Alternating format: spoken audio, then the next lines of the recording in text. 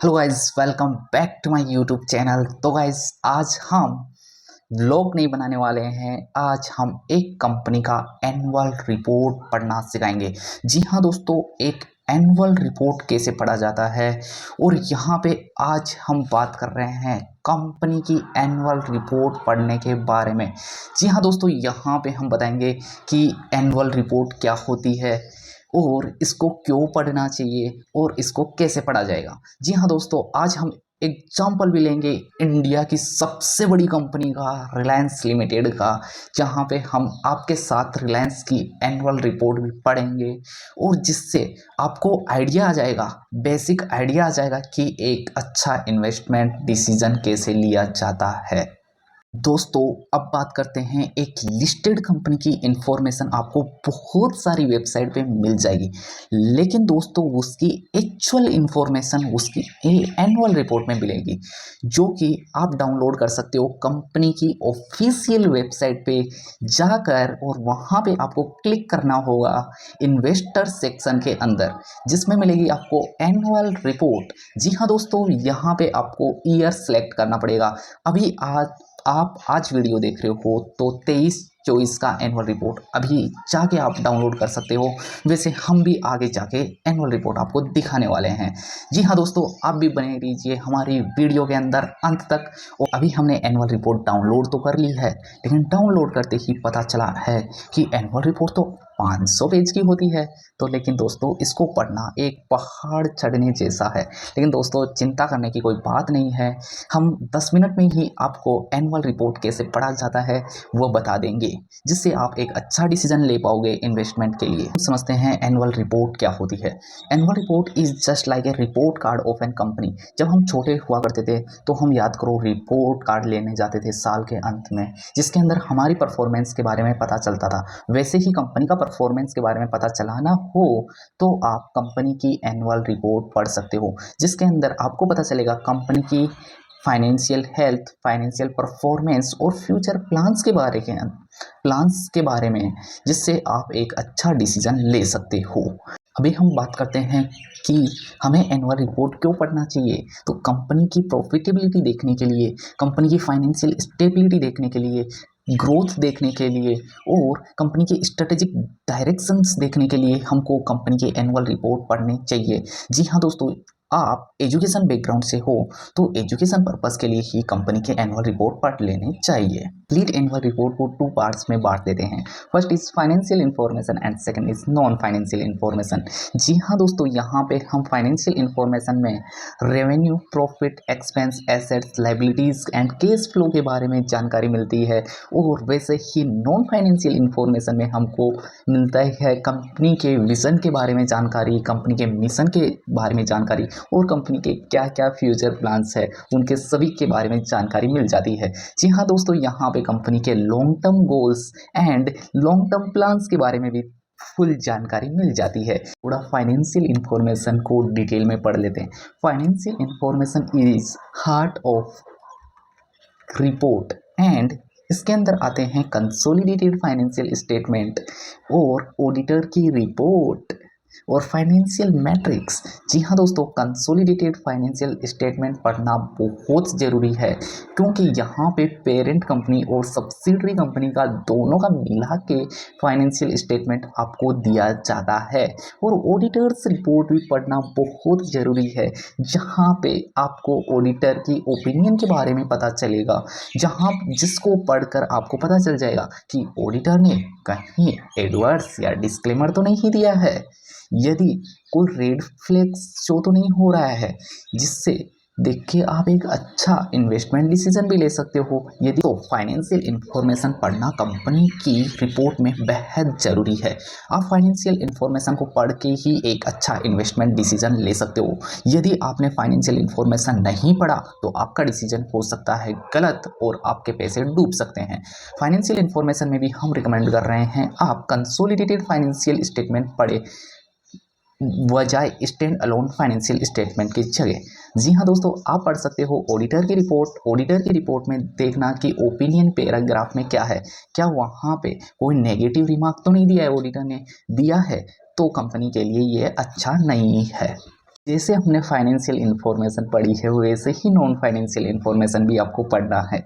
Non financial information में आप board of director की रिपोर्ट पढ़ सकते हो, जिसके अंदर कंपनी के परफॉर्मेंस के बारे में बताया जाएगा और फ्यूचर प्लान्स के बारे में आपको पता चल जाएगा। मैनेजमेंट डिसीजंस एंड एनालिसिस के बारे में भी आप पढ़ सकते हो। मैनेजमेंट डिसीजन एंड एनालिसिस में आपको कंपनी की स्ट्रेटजीज पता चल जाएंगे, मार्केट के क्या ट्रेंड्स है वो पता चल जाएंगे और ऑपरेशनल परफॉर्मेंस क्या है वो पता चल जाएगी। जी हाँ दोस्तों, आप गवर्नेंस वाला सेक्शन भी पढ़ सकते हो कि कंपनी क्या गवर्नमेंट के रूल्स एंड रेगुलेशन तो फॉलो कर रही है, क्या कंपनी का CSR प्रॉपर है, corporate social responsibility company fulfil कर रही है। जी हाँ दोस्तों, ये भी आप पढ़ सकते हो। रिपोर्ट के बारे में तो समझ लिया, लेकिन दोस्तों एनुअल रिपोर्ट को पढ़े तो पढ़े कैसे? इतनी बड़ी रिपोर्ट को पढ़ना, एक पहाड़ जितनी बड़ी रिपोर्ट को पढ़ना, अभी हम सिर्फ 4 स्टेप आपको देंगे, जिसके अंदर पहली स्टेप है आप स्टडी करो नॉन फाइनेंशियल डेटा से। बोर्ड ऑफ डायरेक्टर्स ने क्या बोला है वो समझो, मैनेजमेंट के डिसीजंस क्या है वो समझो। ये स्टार्टिंग के 5-10 पेज के अंदर आ जाते हैं। फिर ये जब आपके कंप्लीट हो जाए आप जंप मारो फाइनेंशियल इन्फॉर्मेशन में। फाइनेंशियल इन्फॉर्मेशन कैसे पढ़ोगे वो आप प्रॉफिट एंड लॉस अकाउंट से स्टार्ट करो। फिर जाओ आप बैलेंस शीट पे।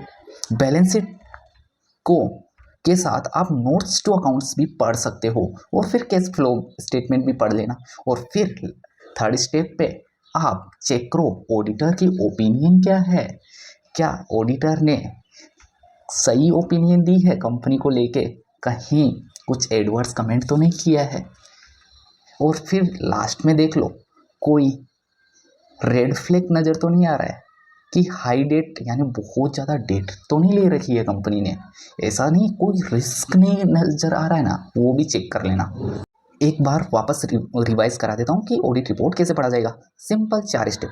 पहले नॉन फाइनेंशियल इन्फॉर्मेशन उठाओ, उनको निपटा दो।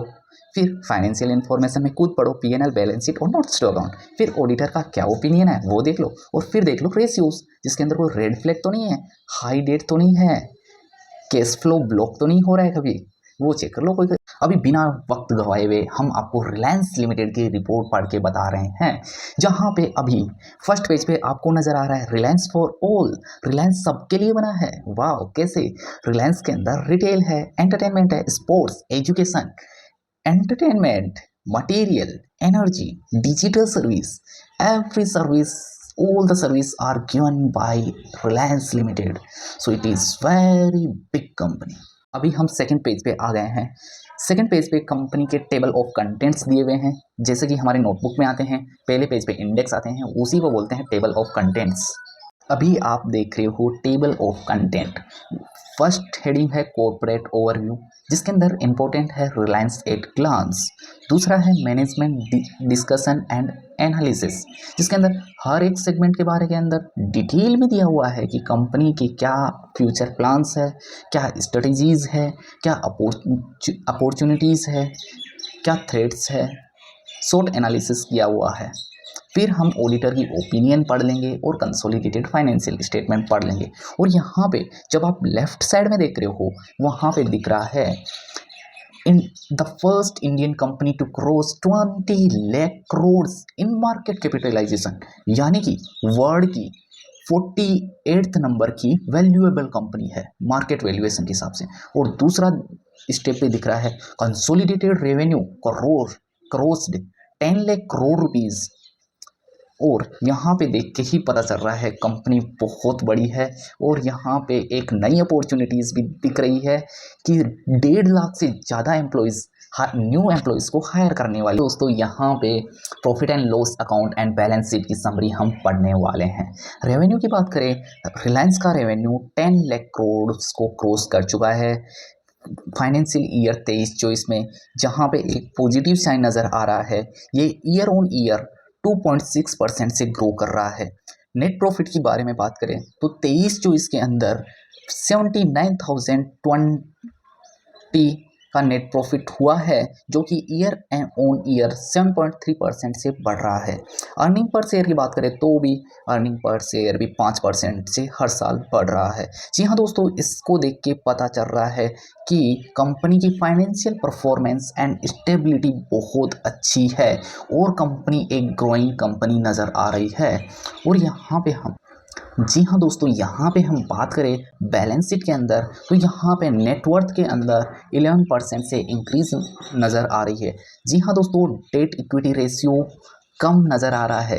डेट इक्विटी रेशियो कम होना कंपनी के लिए बहुत अच्छी बात है, यानी ये समझ में आ रहा है कंपनी के अंदर डेट कम है, इक्विटी ज़्यादा है, यानी कंपनी के ऊपर डेट का बर्डन नहीं है। और यहाँ पे करंट रेशियो इंक्रीज हुआ है, करंट एसेट्स कंपनी के पास ज़्यादा है करंट लाइबिलिटीज़ के कंपैरिजन के अंदर। जी हाँ दोस्तों, ये भी एक पॉजिटिव साइन है। बात कर लेते हैं मैनेजमेंट डिस्कशन एंड एनालिसिस के बारे में। जी हाँ दोस्तों, यहाँ पे रिलायंस के अंदर हर एक सेगमेंट के बारे में बताया गया है और यहाँ पे हर एक सेगमेंट का performance, business performance, short analysis, outlook, industry overview के बारे में बताया गया है। जी हाँ दोस्तों, मैनेजमेंट डिस्कशन एंड एनालिसिस में हर एक सेगमेंट के 4-4 पॉइंट्स बताए गए हैं। ये आप आसानी से पढ़ सकते हो। ये भी एक एनुअल रिपोर्ट का इम्पोर्टेंट पार्ट नज़र आ रहा है। जी हाँ दोस्तों, अब टाइम आ गया है कंसोलिडेटेड फाइनेंशियल स्टेटमेंट पढ़ने का। कंसोलिडेटेड फाइनेंशियल स्टेटमेंट में आप देख सकते हो assets, liabilities, assets and liabilities के साथ आप नोट्स टू अकाउंट्स जरूर देखिए, क्योंकि नोट्स टू अकाउंट्स में ही डिटेल दी हुई होती है। फिर एसेट्स और लाइबिलिटी के साथ पीएनएल, कंसोलिडेटेड पीएनएल अकाउंट देखिए। कंसोलिडेटेड पीएनएल अकाउंट के अंदर इनकम होगी, हमारे एक्सपेंडिचर्स होंगे, इबिडा होगा, इबिडा और नेट प्रॉफिट भी होगा।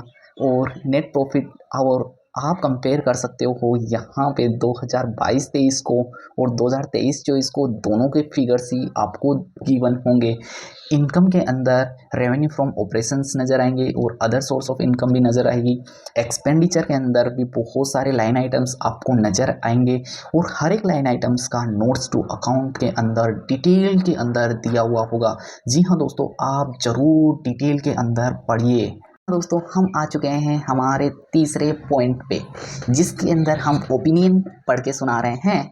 और यहाँ पे ओपिनियन के अंदर है कि in your opinion to the best of your information and according to the explanation given to us and based on the consideration of reports of the other auditor referred in the other matter paragraph below, the parent and its subsidiary company, associate companies and joint venture companies which are companies incorporated in India and have in all material respect and adequate internal financial control with reference to consolidated financial statement, and such internal financial control with reference to consolidated financial statement were operating effectively। यानी जितने भी internal controls है, जितनी भी companies है, subsidiary, associate, joint venture, सभी के internal controls 31 मार्च 2024 को ऑपरेटिंग हो रहे हैं इफेक्टिवली। जी हाँ दोस्तों, ये देख के हमको पता चलता है कि ऑडिटर ने कोई नेगेटिव कमेंट नहीं पास किया है, यानी ऑडिटर ने बिल्कुल ट्रू एंड फेयर व्यू दिया है। और इनके ऑडिटर्स की बात करें तो डेलोइट इनके ऑडिटर है। जी हाँ दोस्तों, अभी ये देख के हमको पता चल रहा है कि कंपनी के ऊपर कोई रेड फ्लैग नज़र नहीं आ रहा है। तो दोस्तों, इससे अभी ये कंक्लूड हो रहा है कि रिलायंस लिमिटेड में आप पैसे इन्वेस्ट करोगे तो फ्यूचर के अंदर आपको year on year continuous growth देखने को मिल सकती है। और फाइनेंशियल परफॉर्मेंस की बात करें तो दोस्तों, फाइनेंशियल परफॉर्मेंस कंपनी की बहुत अच्छी है, प्रॉफिटेबिलिटी भी बहुत इंक्रीजिंग हो रही है year on year. So final conclusion हमारा ओपिनियन से आ रहा है, जो कि ऑडिटर दे रहे हैं, कि जितनी भी रिलायंस की कंपनी है, including associate company, subsidiary company, joint venture, जितनी भी इंडिया में सारी कंपनी है, सभी के internal financial controls operating effectively नज़र आ रहे हैं। ये ऑपरेटिंग इफेक्टिवली एक मात्र ऐसा शब्द है जो पूरी हमारी एनुअल रिपोर्ट को पढ़ने का एक उद्देश्य अचीव करा देता है। और यहाँ पे हम इस कंपनी के अंदर हमारे पैसे इन्वेस्ट कर सकते हैं आँख मीच कर। और जी हाँ दोस्तों, आज के लिए इतना ही। एक बार चाहे तो हम रिवाइज करा सकते हैं आपको क्या पढ़ा है। सबसे पहले हमने देखा था what is annual report. Annual report company का रिपोर्ट कार्ड है जो कि फाइनेंशियल हेल्थ के बारे में बताता है। जी हाँ दोस्तों, हमको ये क्यों पढ़नी चाहिए? हमको कंपनी की प्रॉफिटेबिलिटी, फाइनेंशियल स्टेबिलिटी, कंपनी की ग्रोथ को देखने के लिए पढ़ना चाहिए।